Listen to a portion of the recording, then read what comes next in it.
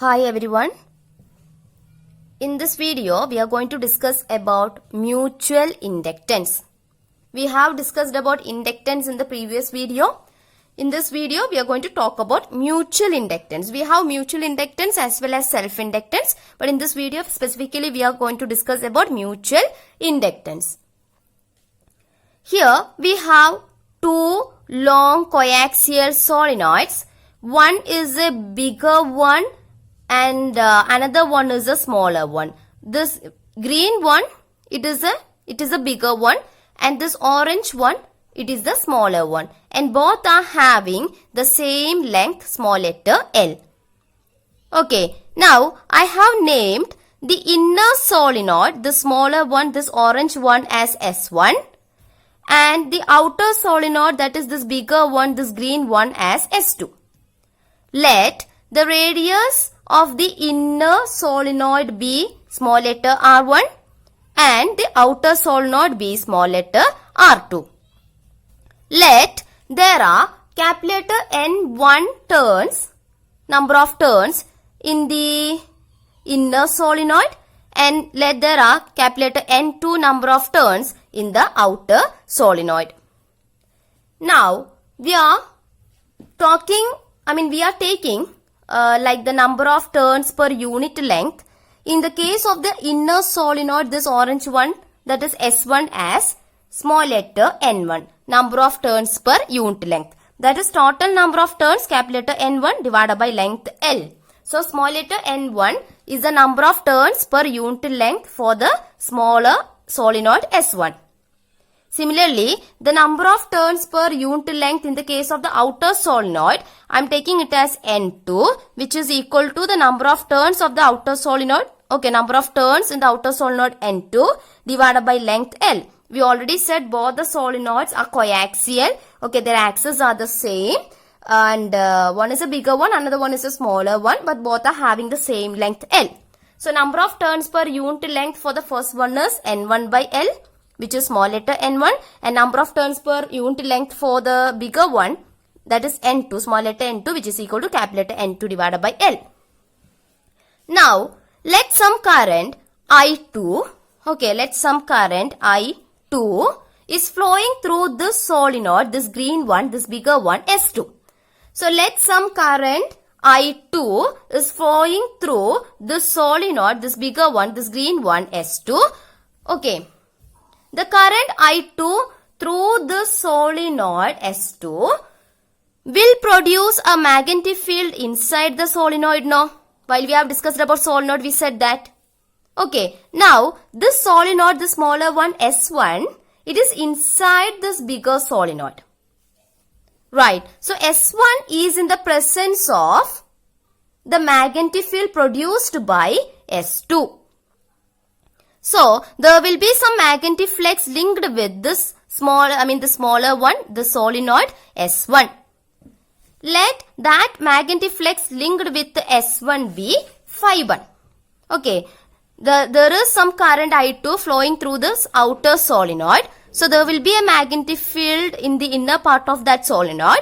And the smaller solenoid S1 is inside. It is in the inner part of this bigger solenoid. So, there will be some magnetic, it is in the presence of the smaller solenoid is in the presence of the magnetic field produced by the bigger solenoid. Okay, so there will be some flux linked with the solenoid S1. So, let that flux linked with the S1, the smaller solenoid, be phi 1. The corresponding flux linkage will be what? We have discussed about flux linkage in the previous video. While we have discussed about inductance, I will provide the link in the description box. Please watch that if you haven't, to get an idea of flux linkage. So, flux linkage is actually equal to what? N phi B. And it is proportional to what? The current responsible for that. So, N phi B is proportional to, the flux linkage is proportional to the current. Okay. That is, here the cause of flux linked with the solenoid S1 is the current I2 which is flowing through this solenoid S2. Right. Here the cause of flux linked with the solenoid S1 is the current which is flowing through, is the current I2 which is flowing through this outer solenoid S2.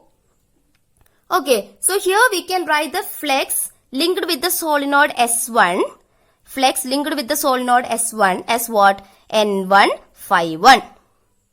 Okay, that is proportional to what? The current responsible for that. What is that current responsible for that? The current I2 which is flowing through the outer solenoid. Okay, so this is proportional to I2. Now, when we are removing this or when we are replacing this proportionality sign with an equal sign, or when we are writing this proportionality relation in the form of an equation, we have to write one constant of proportionality over there.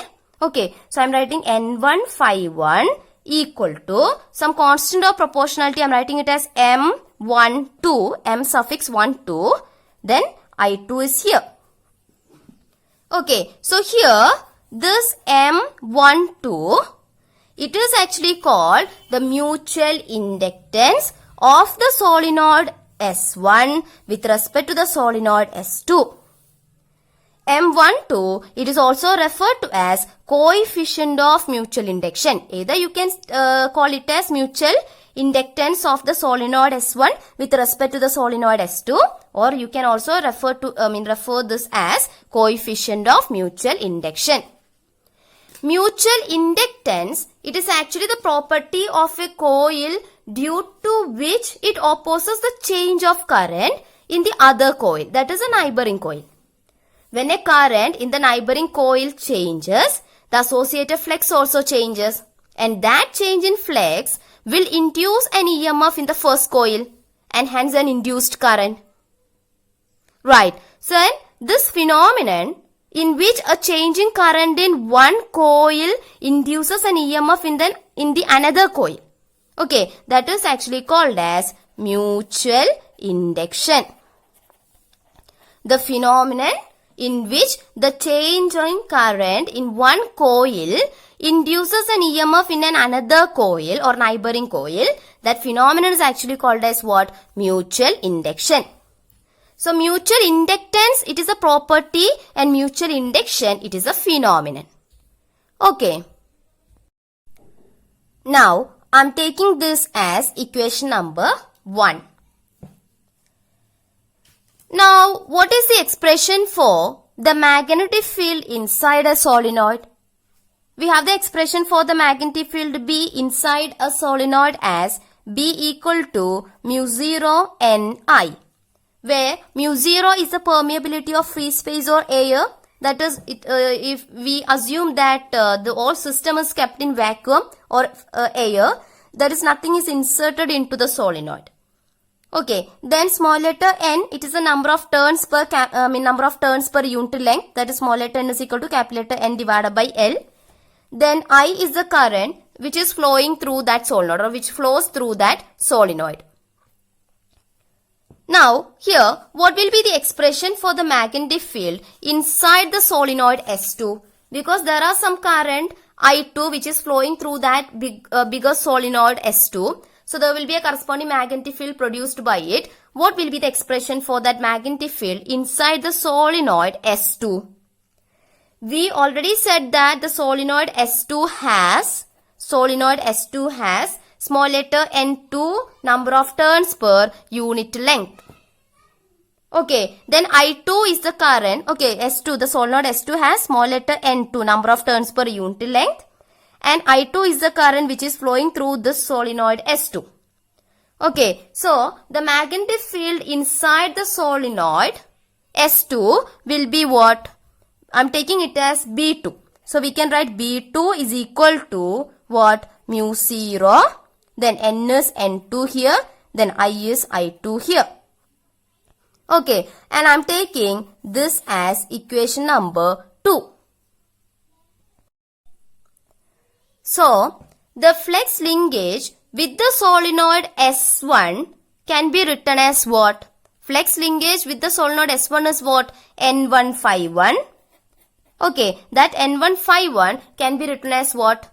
We have the expression for the number of turns per unit length, small letter N1 as what? Capital letter N1 divided by L. From this expression, we can write capital letter N1 as small letter N1 into L now. So, I'm writing the capital letter N1 as small letter N1 into L. into phi 1. Phi 1 is the flex.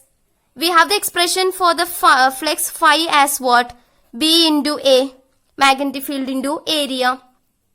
Okay, here actually vector B dot A, that is B A cos theta. Here theta will be what? Okay, cos theta, that becomes 1. That is why phi equal to B into A here. So B into A. What is the expression for the B? The magnetic field responsible for this flex linked with the solenoid S1. That is the magnetic field produced by the solenoid S2. So that is mu 0 N2 I2 into area of the solenoid S1, because we are talking about the flex linked with the solenoid S1. Okay, so area of the solenoid S1 is what? Pi R1 square, because we already said R1 is the radius of the solenoid S1. So pi R1 square will be its area of that cross section. Okay, so here we can write N1 phi 1 is equal to what? Mu 0, small letter N1, small letter N2. Okay, then pi R1 square. Okay, then L into I2. I just rearranged this, that's all. So N1 phi 1 equal to mu 0 N1 N2 pi R1 square L into I2. I am taking this as equation number 3. Now, you just compare equation number 1 and equation number 3. Here we have N1 phi 1 equal to M12 I2. Here we have N1 phi 1 equal to this one into I2. So while we are comparing these two, N1 phi 1, N1 phi 1, I2, I2. So M12 is actually what here? Mu 0 N1 N2 pi R1 square L. So mutual inductance of the solenoid 1 with respect to the second solenoid 2 is equal to what? Mu 0 N1 N2 pi R1 square L. So this is expression for that mutual inductance of the solenoid S1 with respect to the solenoid S2. Okay, I am taking it as equation number 4. So, in this case, we have considered some current I2 pass through this bigger solenoid S2, and we got the expression for the mutual inductance of S1 with respect to S2 as like this, mu 0 N1 N2, then M12 equal to, okay, M12 equal to mu 0 N1 N2 pi R1 square L. Now, let us consider the reverse case. That is, let some current I1, okay, let some current I1 passing through or flowing through this smaller solenoid S1. Okay, we are considering the reverse case. That is, let some current I1 is passing through this solenoid S1. So, there is no current I2 now through the solenoid S2. Okay, we are just considering the reverse case. Okay, there is no current flowing through the solenoid S2 now. Let some current I1 which is flowing through the smaller solenoid S1. So, due to the flow of current I1 through the smaller solenoid S1, there will be some magnetic field produced by it. Since the solenoid S1 is inside the solenoid S2, we can say that this S2 is in the presence of the magnetic field produced by S1. So, there will be some flex linked with this solenoid S2. Okay, S1 is inside the solenoid S2. So, we can say that S2 is in the presence of the magnetic field produced by the smaller solenoid S1, because there is some current I1 which is flowing through this solenoid S1.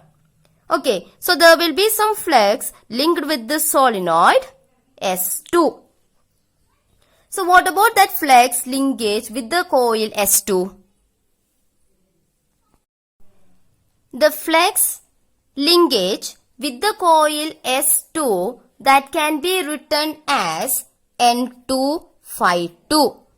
Okay, so N2 phi 2 is the flex linkage with the coil S2 or with that solenoid S2. And as we already said, this flex linkage is actually because of the current I1 which is flowing through the solenoid S1. So this flex linkage N2 phi 2 will be proportional to the the current which is responsible for that. The current responsible for that is the I1 current which is flowing through that solenoid S1. Okay, then when we are removing this proportionality sign and writing one equal sign here, we can write it as N2 phi 2 is equal to some constant. I'm writing it as M21 into I1. Okay, I'm taking this as equation number 5. Here, this proportionality constant M21 is actually called as mutual inductance of the solenoid S2 with respect to the solenoid S1. Okay, now what about the magnetic field produced by the solenoid S1? We have the expression for the magnetic field as B is equal to mu 0 N into I. So the magnetic field produced by the solenoid S1 can be written as B1. So B1 is equal to mu 0, number of turns per unit length N1, then current flowing through that is I1. Okay, I'm taking this as equation number 6. Now, the flux linkage with the solenoid S2 can be written as what? N2 phi 2 equal to, okay, N2 into, then phi, it is actually the product of magnetic field and area vector. Okay, so the magnetic field is B1, which is responsible for that flux linkage B1, okay, into area of S2, because we are finding out the flux linkage with S2. So, obviously it will be the area of S2.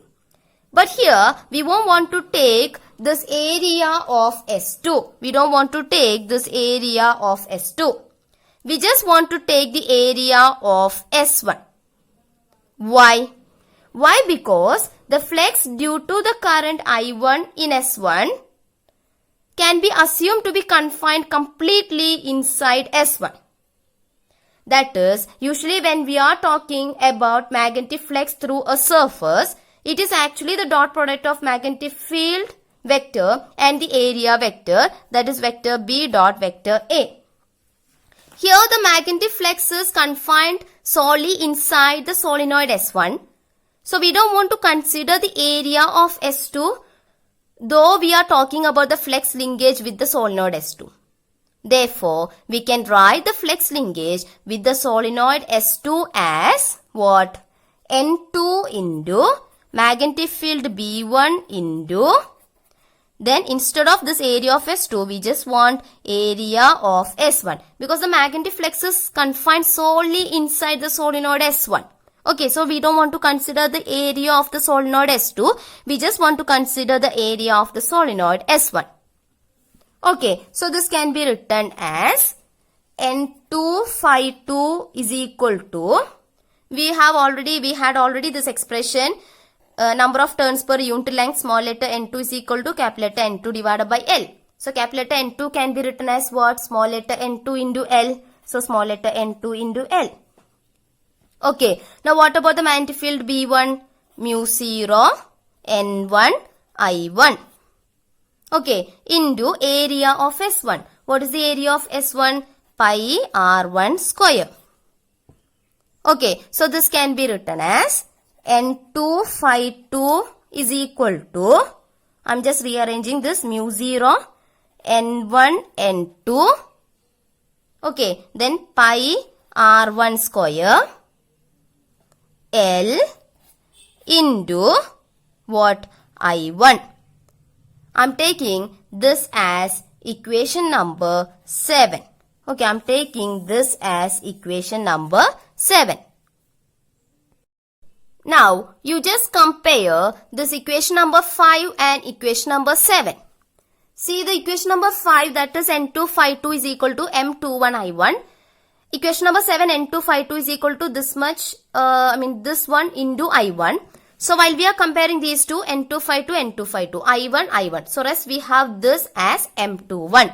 So while we are comparing these two expressions 5 and 7, we can write M21, mutual inductance of the solenoid S2 with respect to the solenoid S1 as mu 0 N1 N2 pi R1 square L. Okay, I'm taking this as equation number 8. And this is expression for the mutual inductance of the second solenoid with respect to the first solenoid. We already got the equation number 4, which is the mutual inductance of solenoid 1 with respect to solenoid 2 as what? Mu 0 N1 N2 pi R1 square L. So you just compare these two. From this we can write M21 equal to M12. Or simply we can take it as a constant. Constant means both are same, no? So we can simply write it as M. We don't want to distinguish them with M21 or 12 like that. We can simply write it as M. Since both M12 and M21 are equal, we don't want to differentiate them by saying M12 and M21. So simply we can take the mutual inductance as capital letter M. So here we explain the mutual inductance with, we got M12 is equal to M21 which is equal to M, and we got this expression for the mutual inductance. And here we explain the mutual inductance with air as the medium within the solenoid. That is why mu 0 is here. But instead of air, if there had been a medium of relative permeability mu r, present, then the mutual inductance would be what? Mutual inductance M equal to. That is, this is mu 0 which is due to the, which is actually it is actually the permeability of free space or vacuum. Because we considered air as the medium within the solenoid.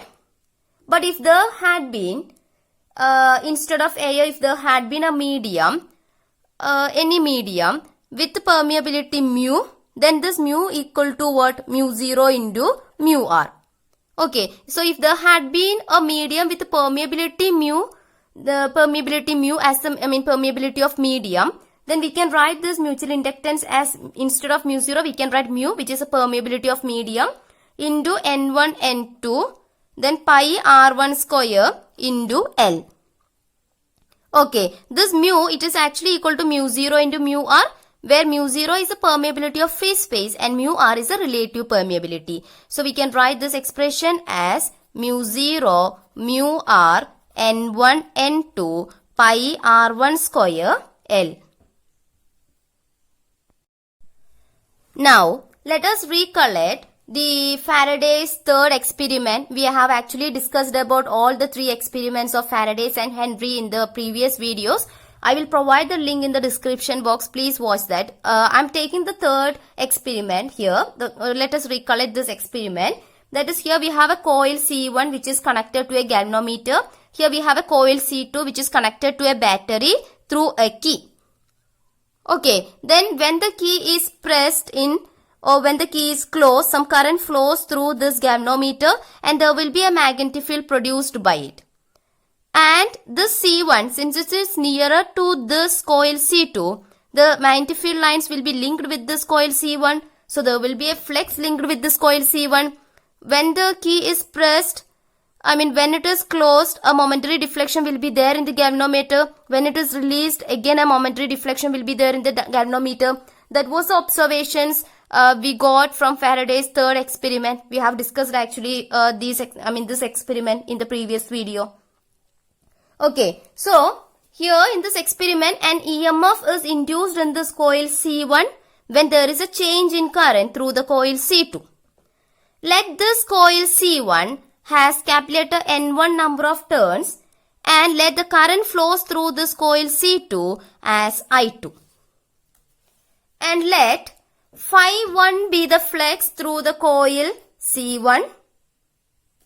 Because when it is closed, some current I2 flows through this coil C2 and there will be a magnetic field produced around it.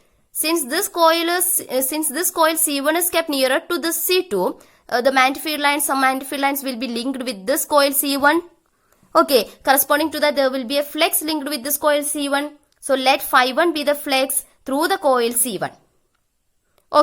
Then the flex linkage with the coil C1 will be what? It has N1 number of turns. So N1 into phi 1 be the flex linkage with the coil C1. This flex linkage is proportional to what? It will be proportional to what? Current which is responsible for this. Current that is responsible for this is actually the current flowing through this coil C2. That is I2. So we can write N1 phi 1 is proportional to I2.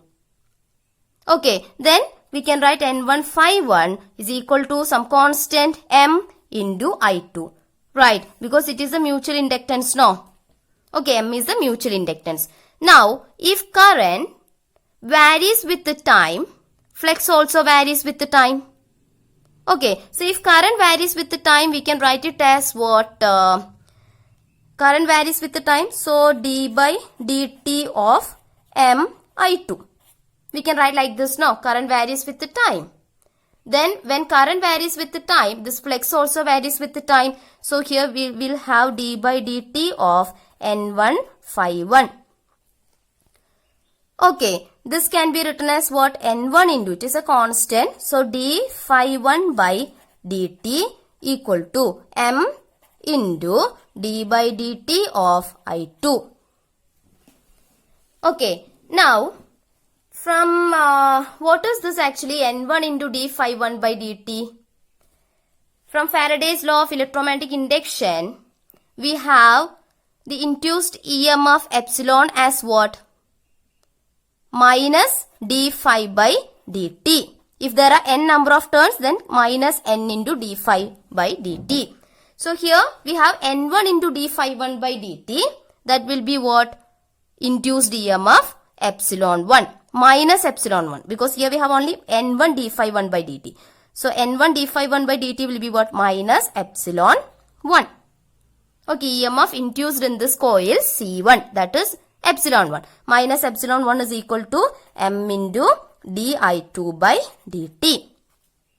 Now, when we are taking this minus sign to the other side, this side becomes minus, that's all. Epsilon 1 equal to minus M into di2 divided by dt.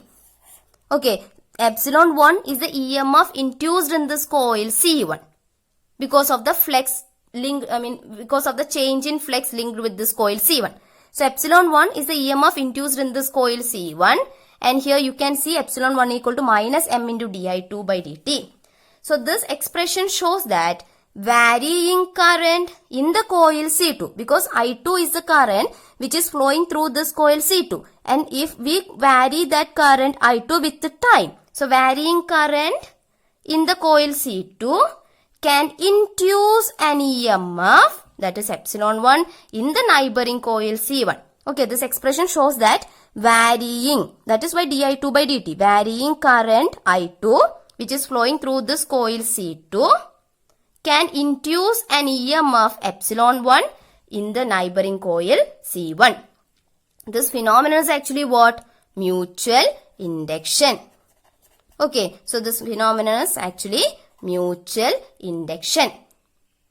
The magnitude of the induced EMF depends upon the rate of change of current with the time and the mutual inductance M of the two coils. Alright. So in this video, we have discussed about mutual induction and mutual inductance. Okay, mutual inductance is a property, and mutual induction is a phenomenon. I hope you understood this concept. Thank you.